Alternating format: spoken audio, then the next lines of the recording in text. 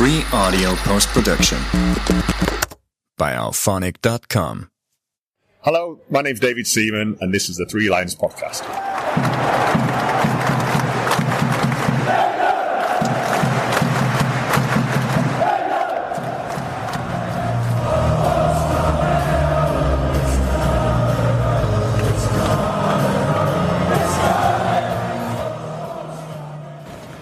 Hello and welcome to the Three Lions Podcast. My name's Russ Osborne and this is your Independent England Football Supporters Podcast. How are you? I hope you're feeling well.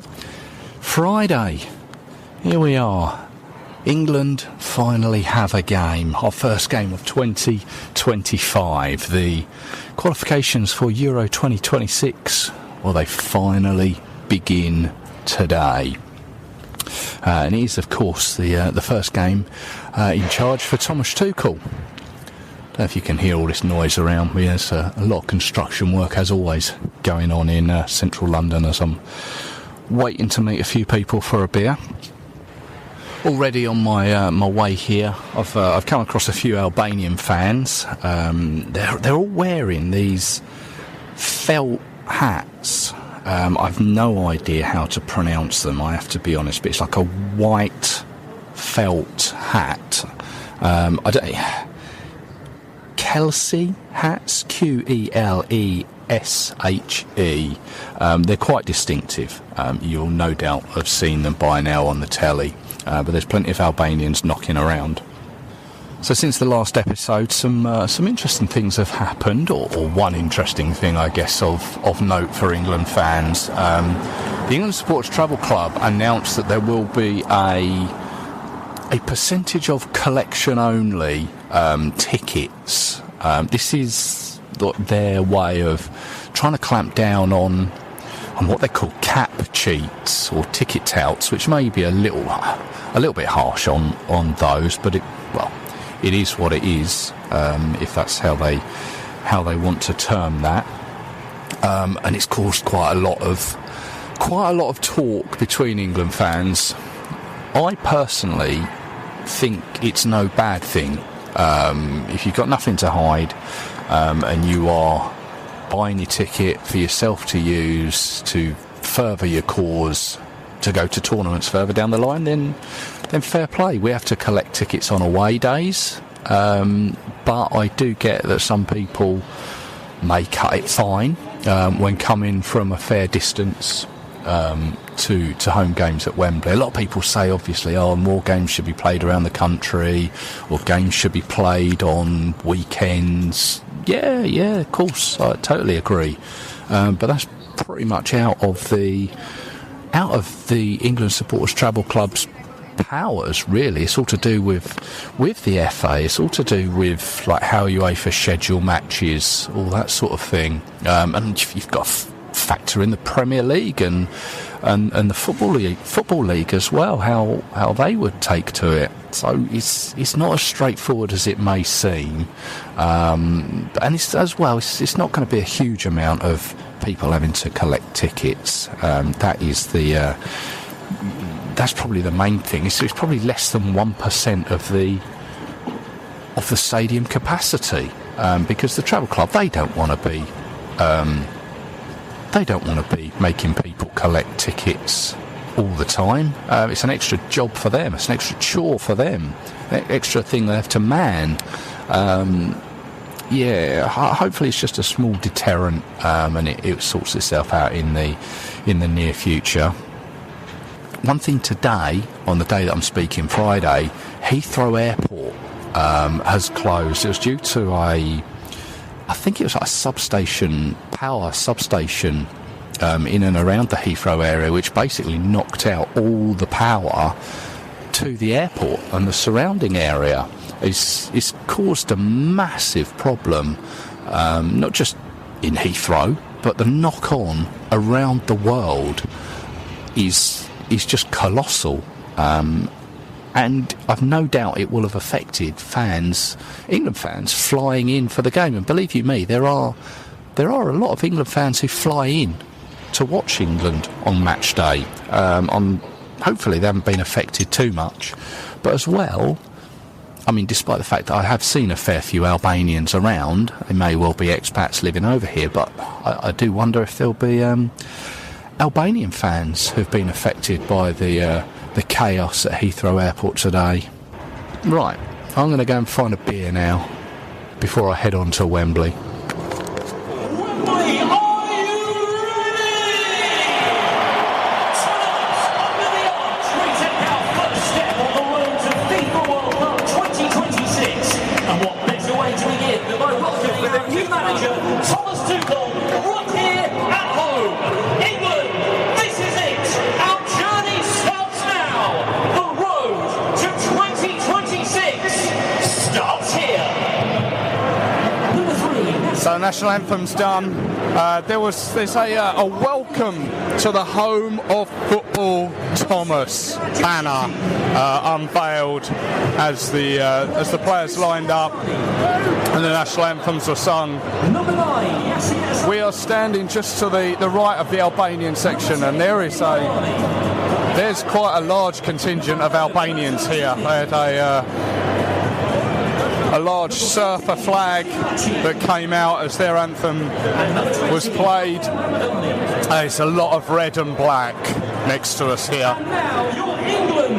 Here's the England 11.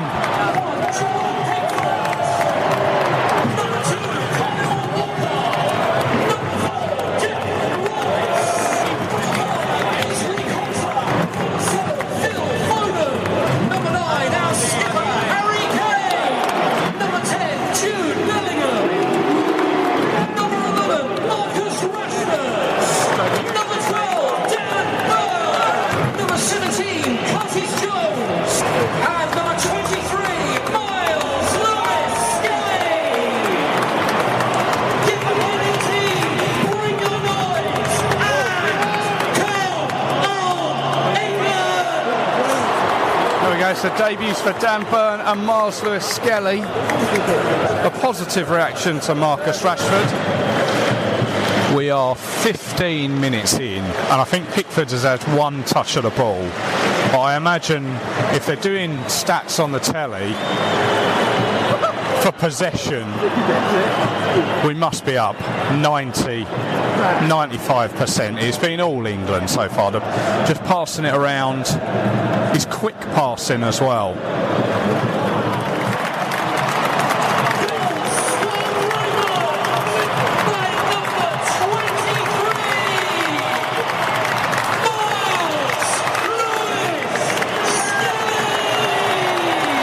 Wow.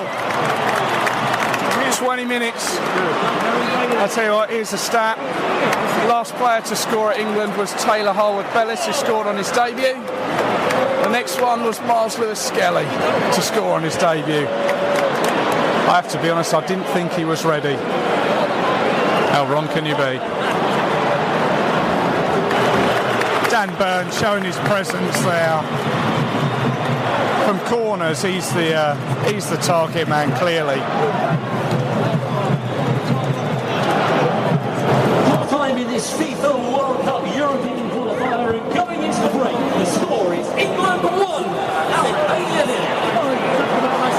I've got a feeling, I think Thomas Tuchel stood that whole half just watching from his the box that he's allowed to stand in. Just stood watching everything. Fairly solid and well-deserved lead at half-time. Should have been 2, in all fairness, but that Albania goal line clearance from their keeper and the defender should have been 2, but it is 1-0.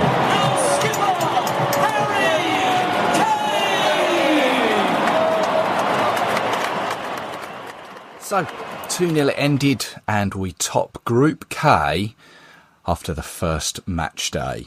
Now, I mentioned about Miles Lewis-Skelly and Taylor Harwood-Bellis, both scoring on their debuts.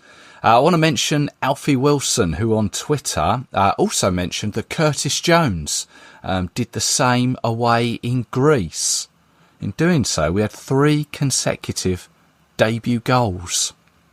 Yeah, I think he was right when he said, have we ever had that before? Quite possibly not. Unfortunately, there won't be another, as I'm once again off shortly to Wembley for Latvia. I don't think there are no more potential debutants in the squad for the Latvia game, are there? Miles Lewis-Skelly, though, he had a great game. Rightly awarded man of the match. His goal meant that he became the youngest ever England debutant goal scorer. He took the title from Marcus Rashford by 33 days, apparently.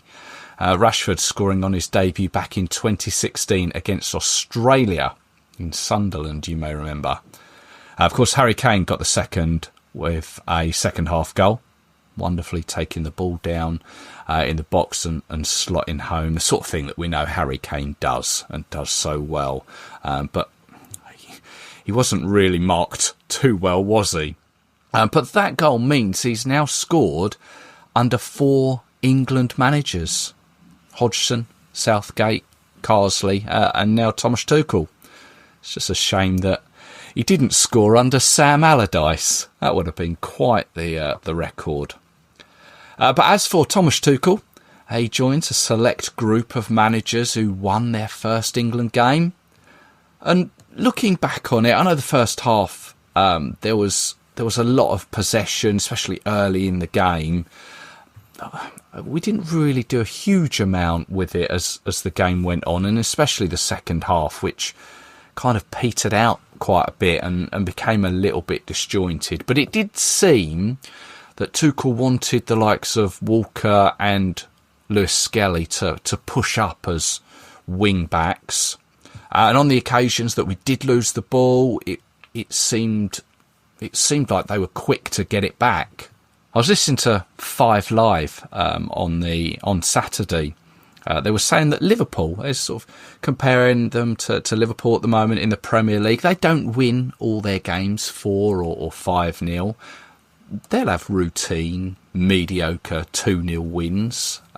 It's going to take time for Tuchel to get everything as he wants it. It was a surprise to me that Mark Gay didn't start. He did go with Konsa and Dan Burn. Dan Burn had one of those headers of his that we'd seen in the League Cup a week before, but I've got to be honest, I thought he was a little bit shaky at times. Konsa was almost faultless, but in honesty, he didn't really have a great deal to do, much like Jordan Pickford. I do feel that Phil Foden, though, is running out of opportunities at the moment. And I'd be surprised if we see him again so soon. I mean, he may play against Latvia, but maybe in the next squad, who knows? He just isn't turning it on for me, I've got to be honest. But my overall concern remains that this group, Group K, the teams within it, and with the greatest respect to them and to Senegal and Wales, who we've got friendlies lined up against, that none of them really test us. Or they don't seem to be teams that are going to really test us. We might get a friendly or two early next year. And this is me presuming we make the World Cup finals. And if we do get a couple of friendly teams early next year, they need to be of high calibre, high ranking, so we can really show what we're capable of. Obviously, if we do balls this group up, then ignore what I've just said. But in Thomas Tuchel's press conference last week, he said he wanted to play with Premier League style physicality and aggression. That's what he said he wanted to do. Did we do it? Not massively, I'd say. There maybe at times it was there, but it certainly wasn't throughout. A couple of things I did remember from Friday. The national anthem seemed to be all over the place. I'd imagine that Wembley, they've just got the one national anthem track that they use. They press play when it's needed. But this time it just seemed to be a little bit slow and all out of time with the fans who were singing it. And as well, just prior to the game, it may have been just before the teams came out when they had all the pyrotechnics on the pitch. They played this track out over the speakers. it was a drum and bass track by a duo, Doctor and Skepsis. Yeah, I know. But they'd done a track earlier in the year called Arctic. But this time, they've changed the lyrics to Thomas Tuchel's Army. God, it's horrific. I do wonder if it's me that is so out of touch at times, or maybe it's the people at Wembley who choose the entertainment who are a little out of touch with their paying punters.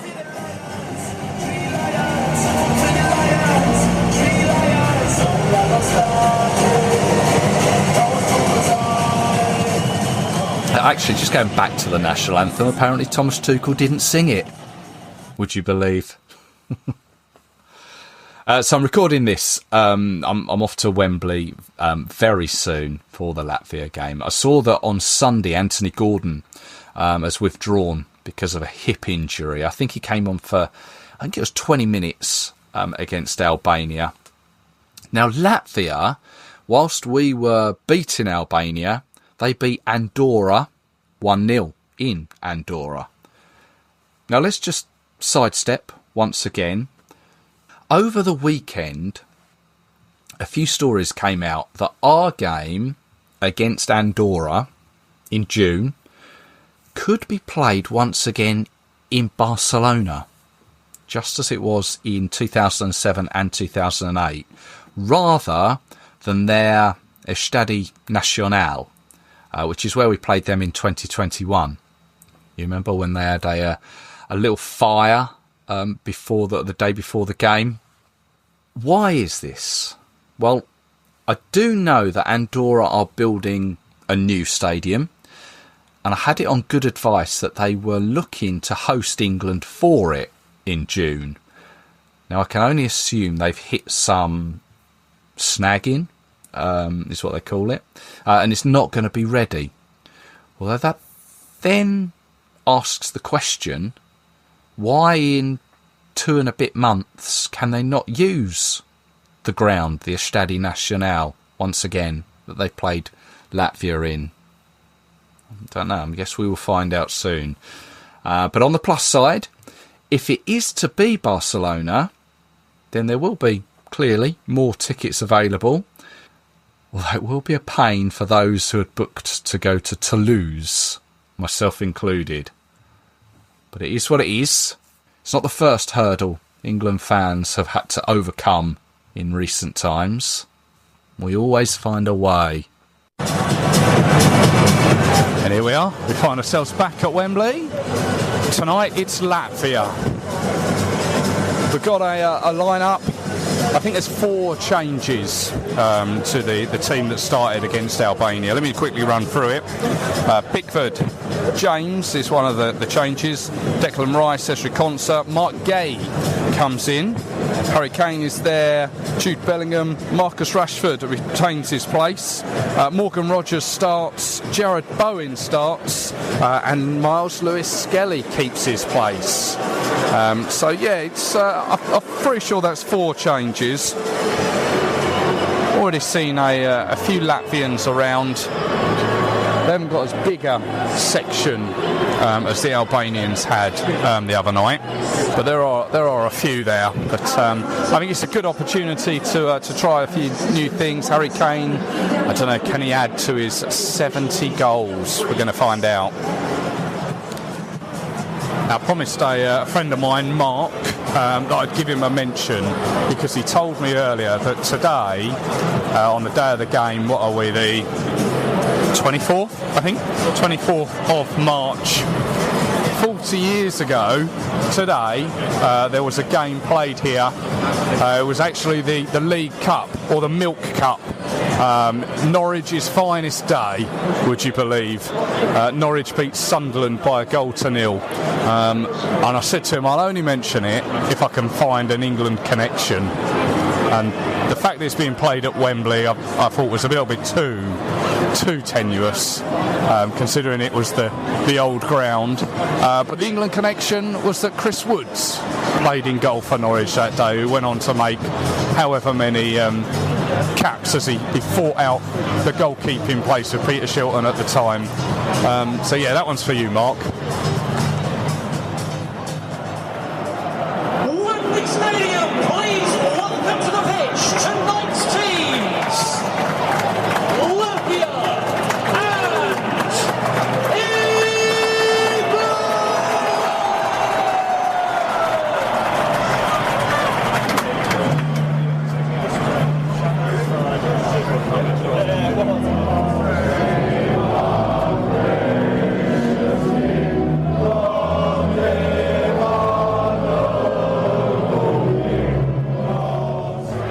Thomas Tuchel properly animated with the fourth assistant down in his technical area, really throwing his hands around, and he's done it a few times. There we go. This has gone to a potential VAR. I think it was Bowen who was brought down. It might have been Bowen or Rogers. But it's not the first penalty. There was one earlier about 10 minutes ago where Marcus Rashford should have had a penalty by what it looked like. And as you can hear, it's not been given. Come on.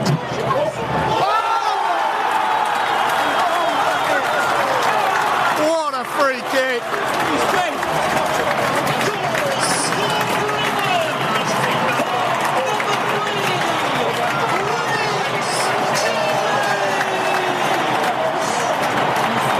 What a free kick. Keeper was rooted to the spot. He's gone right round the wall. We had a great view from where we're standing. 1-0. It's taken about 38 minutes. I'll tell you, every angle they're showing that on the screen, it just gets better and better every time. Superb. 1-0 England. So it's half time, 1-0.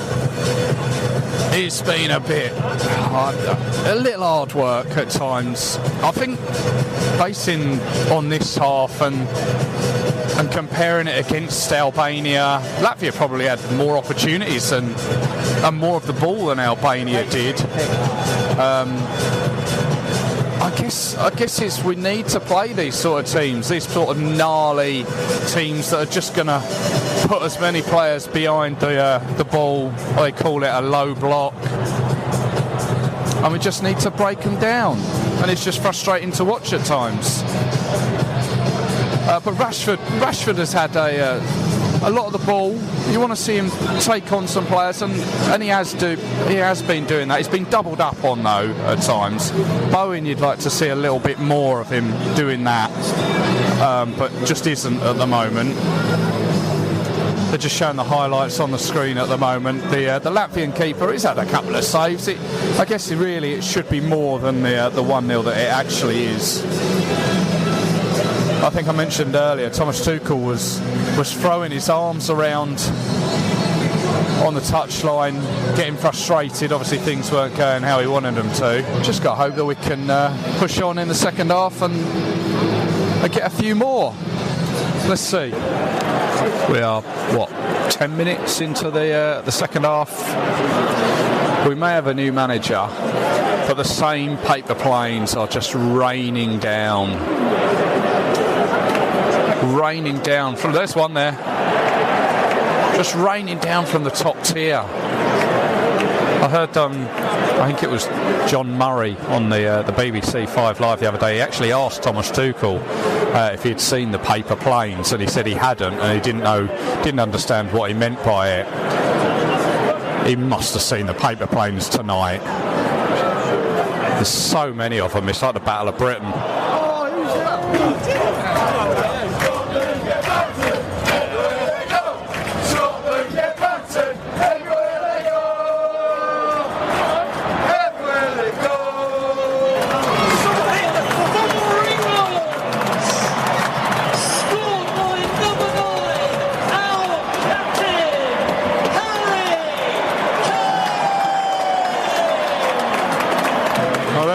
There's one for tonight, Harry Kane, goal number 71.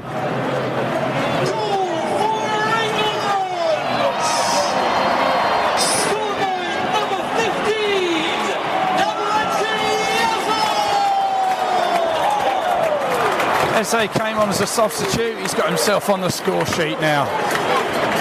It's not just the paper planes that are raining down. They've got the Mexican waves, just like the old days. It's a good goal. It's right at the other end to us. He's taking it all on himself. But I assume it's taken a wicked deflection there.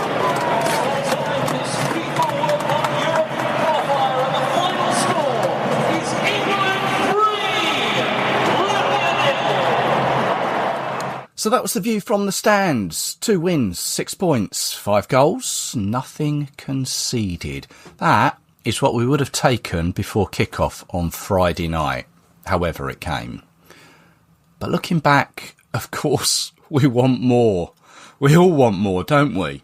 But I guess there are factors to consider. Tuchel has only been in charge for 2 games. We can't expect miracles. We have to consider the opposition. Both Albania and Latvia, they both came to Wembley, not looking to give much away, and in all fairness, will probably go away relatively happy with their performances. So as it stands in the group, after 2 match days, we are top with 6 points. Albania second with 3. That's after they beat Andorra. Latvia, well, they're third, also on 3 points, but they are third because of the goals they conceded against us.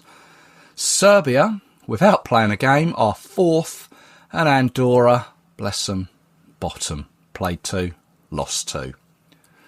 Serbia, though, they did play their Nations League playoff matches. They were home and away to Austria. They won 3-1 on aggregate, which meant that they retained their League A status. And it makes you think, yes, probably Serbia will be tough. They'll be we know that's going to be the toughest game of this group. It may just be a little tougher than we think. We'll see. I'll touch on the other results in qualifying in a moment's time. But first, I just want to play you some thoughts from some fellow England fans on what they thought of the past couple of games. Hi there, Russell, and everyone listening. Went to the 2 games at Wembley this week. Fortunately for me, I don't live too far away from Wembley, so massive respect for people who were schlepping down for both, particularly the Latvia game. Even though the atmospheres for both games, particularly the Albania game, were a little bit disappointing for me, on the pitch, I thought there was enough to be happy and excited about. I think clearly Lewis-Skelly being the standout player at left back for us, joining the debut goal scoring club, and Lewis Hall will probably have his work cut out getting back into the team, which he was looking that he might just do under Carsley. Again, I think like many people initially when the squad was announced, there are a few things that I was not too happy with, but really it's international football, and when it comes to tournaments, which is what matters, only the starting 11 matters really. So it's just going to be interesting to see how Tuchel gears up for that. I also think kind of more generally, something I've been thinking about for a while, the days of cricket scores against sides like Latvia, not necessarily micro-states in the kind of tier below them, but your kind of Nations League C nations, for want of a better word, like Latvia, Lithuania, who we've had in qualifying campaigns in the past.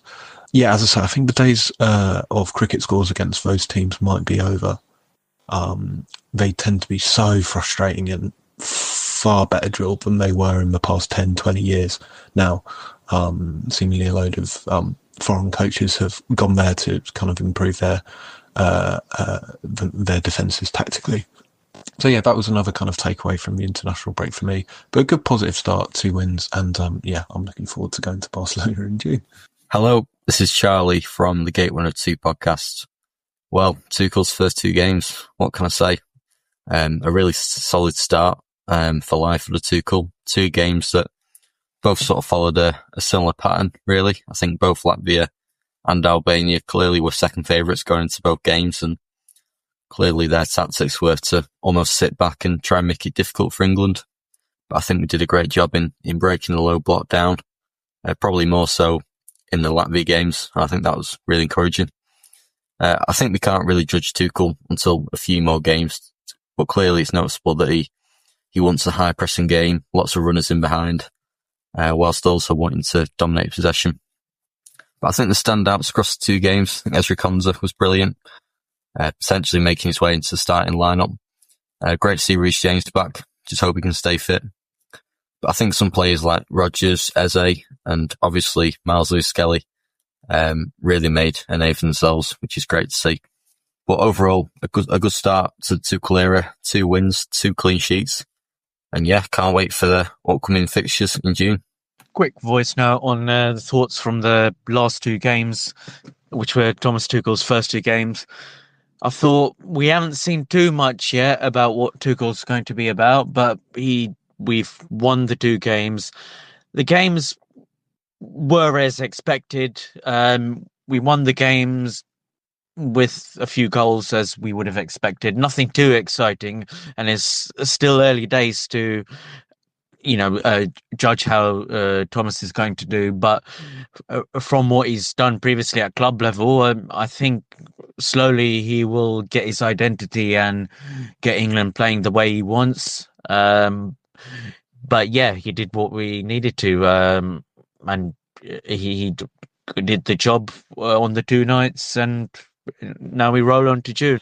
Hi, Russell. It's me, Marco, from Germany. Yeah, my statement for the first 2 games of our new coach Tuchel isn't complete, because I think I can't judge from the first 2 games with Tuchel as our new coach, because the opponents were not as hard as we needed it for a real test, a real stress test. So we will see what the next games will bring up. But one thing I can mention positively is that Tuchel said in relationship to singing the national anthem of England, that he wants to wait to the point where the population of England and the football fans say, it's your time, it's your turn, and now you can sing our national anthem as if you were English. So this is very positive from Tuchel to say that and to act in this way. So yeah, we will see. I'm a little bit positive for the next games, and hopefully Tuchel will bring us the World Trophy next year. That's it from your German England fan, Marco. Hi there, Russell. It's Matt Asprey here. It's the day after the Latvia game on Monday night. Running on only a few hours sleep after a long journey back from London to Sheffield, which included a rail replacement bus service. So, yeah, still catching up on the sleep. But just to look back at the past 2 games, in terms of on the pitch, I didn't really see much of a change. I mean, I wrote this in an article which I published on my Substack.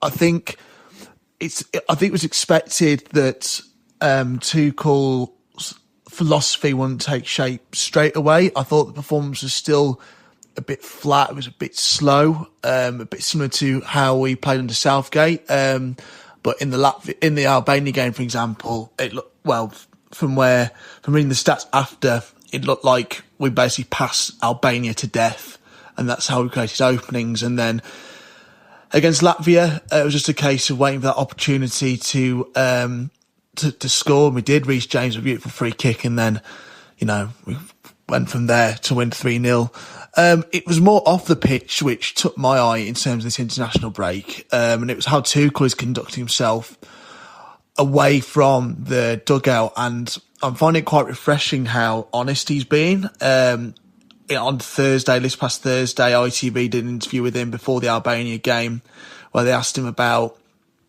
what were England missing in their Euro 2024 campaign, and I think he hit it on the head. He was talking about rhythm, patterns of play, and doesn't seem to be any hunger or fun that the team were having as such, and it made it quite an agonising tournament to watch. I completely agreed with him. Obviously, then the talk of the town after the Albania game was him calling out Phil Foden and Marcus Rashford, which I thought was completely, I thought that was called for. I think he was right doing that. And then obviously against Latvia, he did criticise the slow start that England had, and I think it's something we're going to have to get used to. I think as fans, it's quite a welcome thing. I think we won't mind it in terms of how, not brutal, but honest he's going to be about the team's performances, because at the end of the day, he's got 18 months to deliver a trophy, and it shows that he's got no time for messing about. I think the only people that will have a bit of a problem with it will be the press pack who cover England. I think they might not like the fact he's just saying it how it is, because it means it's taking away from them, any probing questions, or if they want to protect any players and stuff like that. So, yeah, it's going to be interesting to see how Tuchel gets on in that sense. But I'm liking him. He's a breath of fresh air in terms of how an England manager is going to conduct himself around the team and things like that, and with members of the media. But yeah, I think it's just Tuchel realising that he's there to do a job, and that's to win the World Cup. So, yeah, 2 wins from 2 in qualifying. You can't complain. Andorra next away, and then Senegal in Nottingham, which I'm looking forward to. Got a ticket for that, the City Ground. I used to study in Nottingham, so it'd be nice to go back and hope you see yourself and a lot of the other England Travel Club members, as well as England fans who may be coming for the first time to an England game in June. So yeah, 2 wins from 2. Can't complain. And no, I'm confident with Tuchel. I'm looking forward to seeing what the next year or so brings with him in charge. Okay, mate, speaking a bit. 2 wins and 2 clean sheets for Thomas Tuchel as England manager. So far, probably a 7 out of 10 overall. The Albania game, I thought England were okay attacking-wise, but very good defensively. Even when there were mishaps, they were recovered very well. The Latvia game, of course, with Latvia sitting back, it was going to always be difficult to break down, but it was good to see England did finally start to look good in the last 20 minutes. But overall, it's a work in progress, and I'm not sure if we're going to see the best of England until later this year, given that Andorra are also going to be very defensive. But I'm expecting a positive path going forward. Hey Russell, it's Sam. Hope you're doing okay, mate. It was great to be back, seeing everyone and again, catching up after not having a game since November. Obviously a new era, and in terms of possible starts, I don't think really we could have asked for too much more. I think it was definitely a case of sort of job done.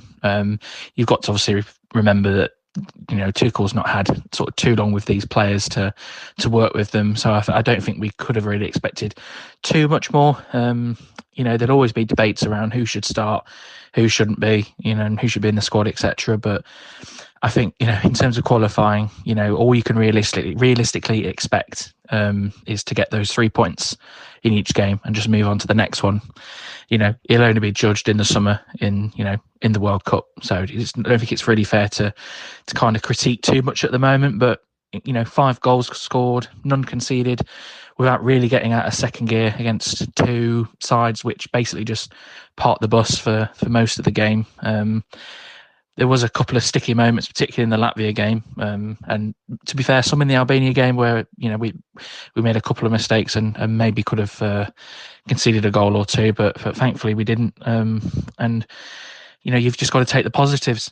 2 new capped players in Dan Burn and Lewis-Skelly, obviously getting a goal as well. He's definitely a young talent for the future, particularly in a position where we don't have a lot of depth on the left wing, left back wise.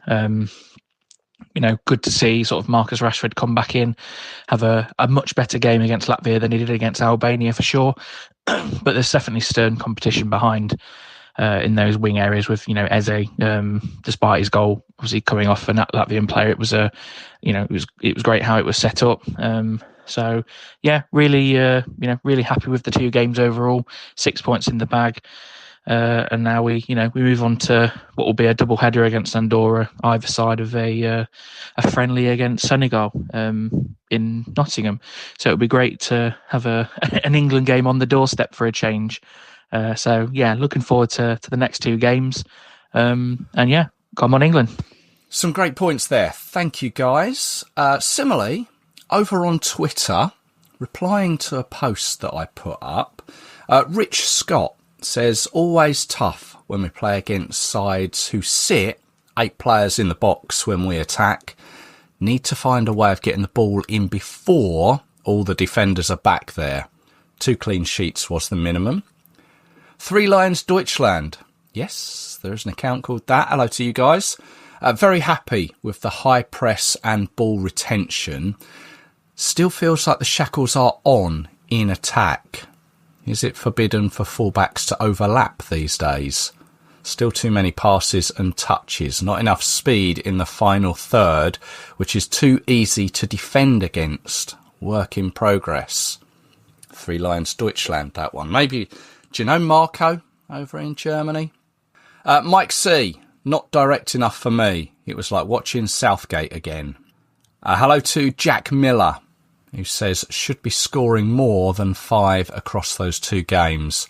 I'm a bit confused by the 2 friendly games this year, as I don't see them challenging enough. So for me, I've written the year off in terms of the football. Should be 10 out of 10 wins. Thomas Tuchel will be judged next year. And last one, JD88 over on Twitter. I think once we see Trent, Saka, Stones, etc. back in the fold, we will only get stronger. Serbia games will be tough, and hopefully by then we'll see the Thomas Tuchel effect. Thank you so much for all of those. It's always good to hear from you. Remember, next time the games come around, get in touch and get you on the show as well. Now, the last episode I mentioned that we would see our first qualifier for the World Cup. As I said, I thought it was going to come from the Oceania Confederation, where they were playing their semi-finals and finals. Well, we did get a qualifier from there, but not before Japan had assured their place on the Thursday. I think I misread the situation that Japan were in. They'd already won 5 and drawn 1 and were 9 points clear of their nearest rival, Australia. But by beating Bahrain 2-0, Australia couldn't catch them. So Japan became the first team to qualify. They were through to the finals before we'd even kicked a ball in qualification anger. Having been to the 2002 World Cup in Japan, I wouldn't say I've got a soft spot for them. But I think it's good to see them there. They do bring a fast attacking game, don't they, the Japanese? This will be their 8th tournament. They've qualified for each one since 1998, although they've never got further than the round of 16. You may remember they were involved in one of the controversial moments of Qatar 2022 when they played Spain. You remember when the ball appeared to go out of play? But VAR got involved and the phrase curvature of the ball became a thing. They went on to beat Spain 2-1 and in turn eliminated Germany. So back to Oceania. New Caledonia, well, they beat Tahiti 3-0, which was followed by New Zealand beating Fiji 7-0. Nottingham Forest's Chris Wood getting a hat-trick there. So New Caledonia and New Zealand met in the final. That was being played as we all woke up on Monday morning. A new final. Are there any other countries that start with new? I don't know. Can't think of any off the top of my head. However, 0-0 at half-time. However, it seems New Zealand took control in the second half and ran out 3-0 winners. This will be their 3rd tournament after they made it to Spain in 1982 and South Africa in 2010. So far, their record, it's okay. Out of the 6 games they've played, they've lost 3 and drawn 3. Now, 2010, they hold a record for that tournament. By drawing all 3 games, they were the only team not to lose a game in that tournament. I actually saw one of their games. I think it was against Slovakia in Rustenburg. Now, there is a second chance for New Caledonia, as by losing that final, they do qualify for the Intercontinental Playoff. So the day after our game against Latvia, Iran secured their place after they drew with Uzbekistan in Tehran. This was from Group A of the AFC Confederation. This will be Iran's 7th World Cup, after first appearing in 1978, but they've never gotten out of the group stage, be it in 1978, 98, 2006, 2014, 2018 or 2022. Now, the final team to secure qualification from this window was Argentina, of course the current holders. The rule about holders having automatic qualification, people still say, the holders, they qualify, don't they? No, they don't, and it hasn't been like that for some time. They changed it all back in 2006 when the then champions Brazil from 2002 had to qualify for Germany 2006. And speaking of both Argentina and Brazil, it was those two that met in Buenos Aires in one of the biggest international matches. It's often called the Battle of the Americas or the Super Classic of the Americas. A match that has been played well over 100 times. And as you'd expect with a match of this side between two teams, they can have an edge to them at times. Maybe not this particular one. But there isn't a fully recognised total of who has won the most. Argentina say they have, and of course Brazil, well, they say no, we have. But there was no doubt in the result of this game. Argentina won 4-1, meaning they had enough points to secure qualification with 4 match days to spare. Incidentally, the return fixture was played last year, and Brazil beat Argentina 1-0 then. And the thing is with South American qualification, everyone seems to be able to beat everyone else, don't they?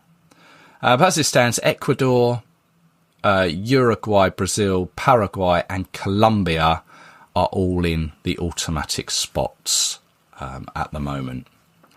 No teams qualified so far from the African CAF confederations. There will be 9 teams from this confederation, plus a possible 10th through the playoff. But currently, 4 more match days to go.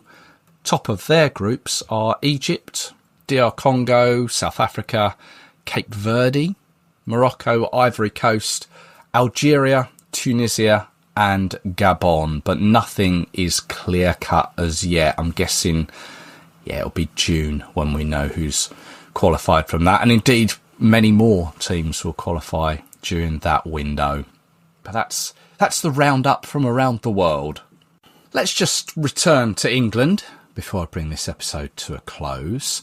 Let's just take a look at the Young Lions and the games that they were involved in. The under-21s, they were in action. They played 2 friendlies, this ahead of the Euro finals in the summer. First up, France in Lorient in Brittany. They lost 5-3 there in what appeared to be a bit of a crazy game. 1-0 up after 2 minutes. They missed a penalty and were reduced to 10 men. But then on the Monday, whilst we were playing Latvia, they played Portugal at West Brom, winning 4-2. The men's elite squad, now they played 2 games, and I've got to be honest, I'm never quite sure what the criteria for the age is for the elite squad. But regardless, they played both Portugal and Switzerland, and they drew both of those games.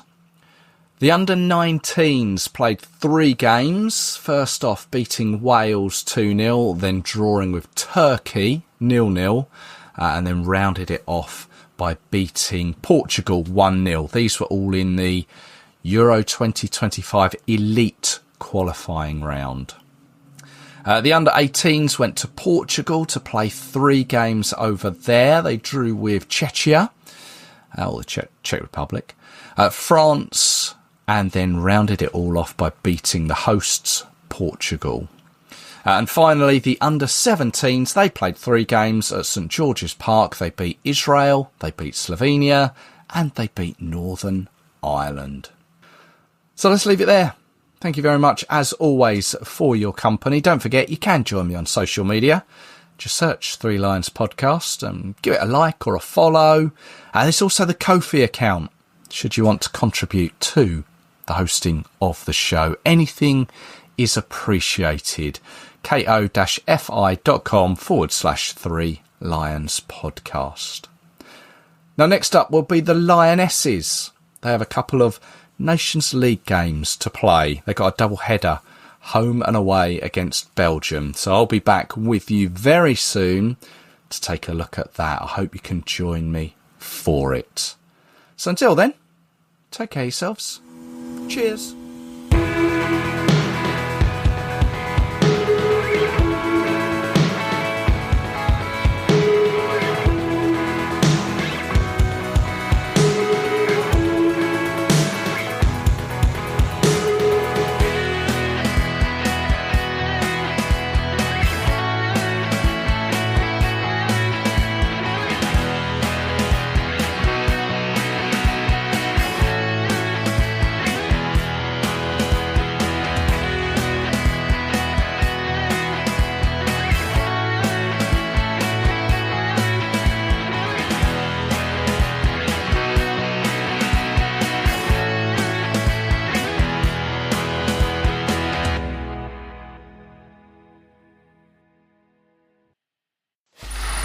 Free audio post-production by alphonic.com.